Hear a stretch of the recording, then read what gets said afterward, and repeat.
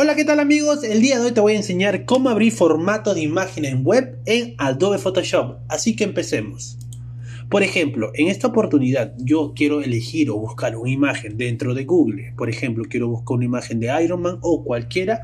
Y es típico que a la mayoría de nosotros vamos a guardar la imagen. Nos dirigimos aquí, clic izquierdo, guardar imagen como.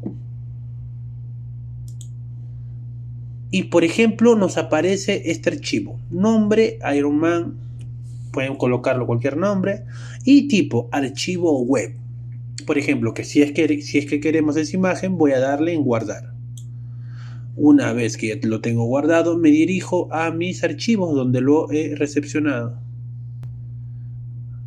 Acá ya tengo la imagen y lo que hacemos también la mayoría es tratar de jalar esta imagen al programa, ¿ok? Y nos sale ese error.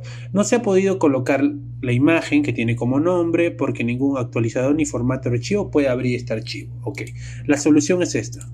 Me dirijo a la imagen, clic izquierdo, abrir con Paint y me va a abrir la imagen. Aquí lo único que hacemos es archivo, guardar como en imágenes y vamos a ponerle otro nombre. Imagen verdadera. ¿Ok? Imagen verdadera. En tipo vamos a ponerlo en PNG. ¿Ok? Y vamos a darle en guardar.